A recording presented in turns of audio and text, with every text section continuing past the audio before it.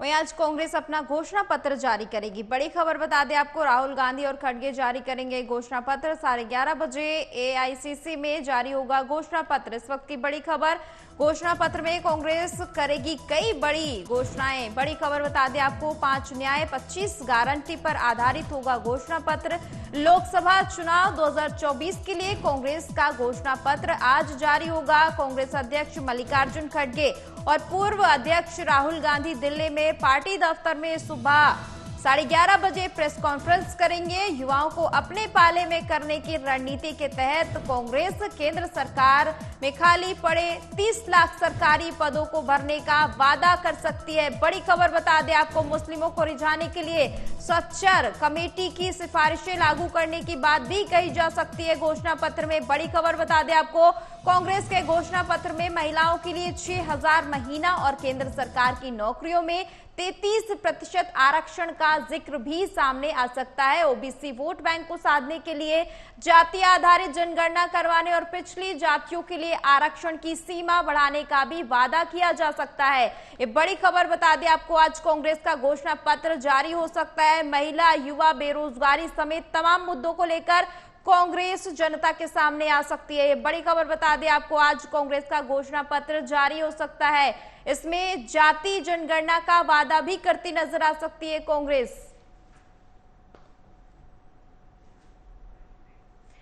खबर पर ज्यादा जानकारी के लिए संवाददाता ओमशील जुड़ चुके हैं। ओमशील, आज कांग्रेस का घोषणा पत्र जारी हो सकता है, क्या कुछ चीजें हैं जो कांग्रेस अपने पाले से जनता को लुभाने की कोशिश करेगी?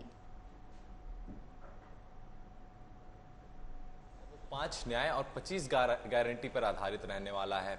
चाहे वो हम 5 न्याय में किसान, मजदूर और श्रमिक से लेकर हिस्सेदारी और जितने भी महिला हैं उन पर फोकस रहने वाला है 5 न्याय में। और 25 गारंटी की अगर बात करें, चाहे वो ओपीएस वन पेंशन स्कीम का मामला हो, या फिर एमएसपी की गारंटी का मामला हो, या फिर 30 लाख नौकरियों का मामला हो और 3,000 प्रति महीने महिलाओं को देने का मामला हो, तो ये सारी चीजों पर फोकस रहने वाला है। जम्मू कश्मीर को पूर्ण राज्य का दर्जा मिले और लद्दाख को एक अलग राज्य घोषित किया जाए। ये सारे मुद्दे मैनिफेस्टो में रहने वाले हैं, घोषणा पत्र में ये शामिल हो सकते हैं। 11:30 बजे घोषणा पत्र जारी होने वाला है और उस घोषणा पत्र को जारी करने में राहुल गांधी और मल्लिकार्जुन खड़गे वहां पर मौजूद रहने वाले हैं। अब देखने वाली बात यह होगी, क्योंकि जिस तरीके से अभी हम लोगों ने पूर्व के जो राज्यों में चुनाव हुए थे उसमें कांग्रेस ने खास तौर पर महिलाओं पर फोकस किया था, और युवाओं पर फोकस किया था, नौकरियों पर फोकस किया था,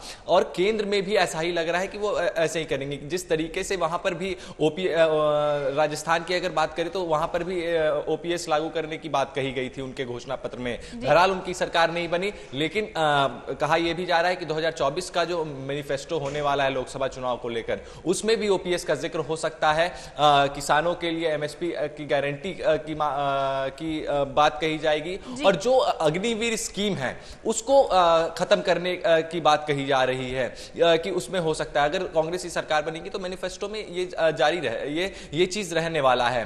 अब सवाल ये है कि क्या अब जो मैनिफेस्टो कांग्रेस ला रही है उससे कितना असर होता है, क्योंकि जिस तरीके से कांग्रेस कई सारे वादे तमाम राज्यों के चुनाव में भी किए, चाहे वो राजस्थान, मध्य प्रदेश और छत्तीसगढ़ की बात कर लें, वो उन सारे राज्यों में हमें ये चीज देखने को नहीं मिला, लेकिन रिजल्ट देखने को नहीं मिला। लेकिन अब जिस तरीके से केंद्र में जो सरकार बनाने के लिए जो मैनिफेस्टो जारी किया जा रहा है, तमाम तरीके के वादे हैं। अब आज इससे उलट, मैनिफेस्टो जारी होने के उलट सीईसी की बैठक भी है, जो अमेठी और रायबरेली की सीट बची हुई है। कहा यह जा रहा है गांधी परिवार इससे चुनाव लड़ाया जा सकता है। अब सुनने में यह भी आ रहा है कि जो अमेठी में पेच फंसा हुआ था कि अमेठी से कौन लड़ेगा, अब सूत्रों के हवाले से यह खबर आ रही है कि रॉबर्ट वाड्रा की भी बातचीत चल रही है। तो अब देखने वाली बात यह होगी कि कांग्रेस के लिए आज काफी बड़ा दिन होने वाला है। एक तरफ जहां मैनिफेस्टो जारी किया जाएगा कांग्रेस के द्वारा, तो वहीं दूसरी ओर रायबरेली और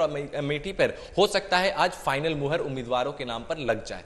ओमशील, अमेठी पर तो कांग्रेस का पेच लंबे समय से फंसा हुआ, स्थिति अभी तक साफ नहीं है, लेकिन अगर हम घोषणा पत्र की बात करें तो क्योंकि जो पिछड़ा वर्ग है वो अक्सर लोकसभा चुनाव में या फिर किसी भी चुनाव में बड़ी भूमिका निभाता है, उसको साधने के लिए कांग्रेस की ओर से क्या कुछ खास होने वाला है? देखिए, पिछड़े वर्गों के लिए रिजर्वेशन की बात कही जानी है। रिजर्वेशन जो है उसको बढ़ाए जाने की बात हो सकती है मैनिफेस्टो में, और सूत्रों के हवाले से खबर है। और खास तौर पर जो जैसे कि कांग्रेस पहले भी इस आधार पर सोचते आई है, और आपको याद होगा यूपी चुनाव में भी ये एक नारा दिया गया था महिलाओं के लिए, लड़की हूं लड़ सकती हूं।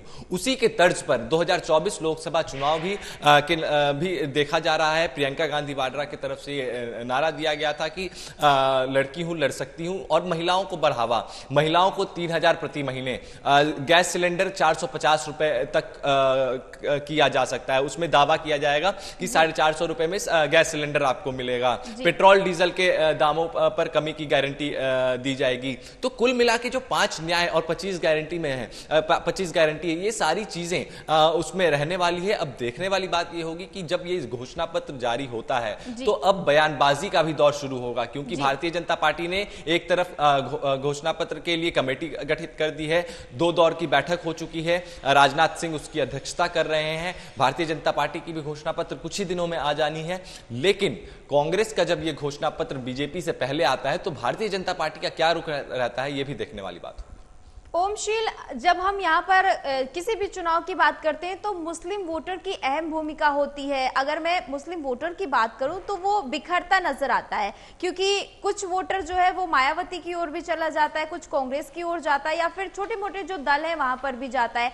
ऐसे में कांग्रेस के लिए ये बड़ी चुनौती है कि वो मुस्लिम वोटर को किस तरह से इकट्ठा करेगी। तो इसके लिए क्या कुछ रणनीति सामने आ सकती है?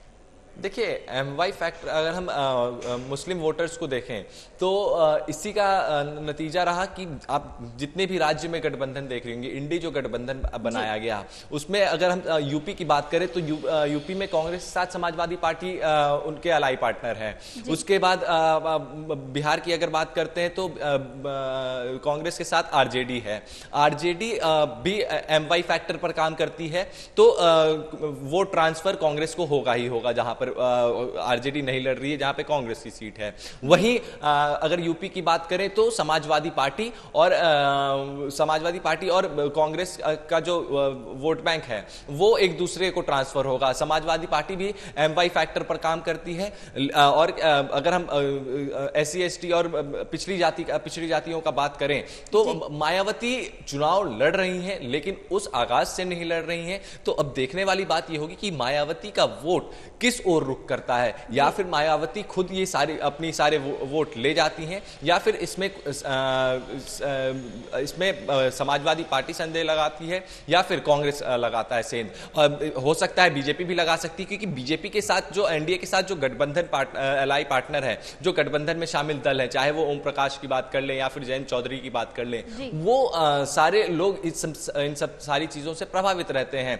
वो उस वोट बैंक की राजनीति करते हैं। तो अब ये आने वाला वक्त बताएगा कि किसका वोट बैंक किसकी ओर, कौन सेंधमारी किसके वोट बैंक पे कर रहा है। जी, बहुत बहुत शुक्रिया ओमशील ज्यादा जानकारी के लिए।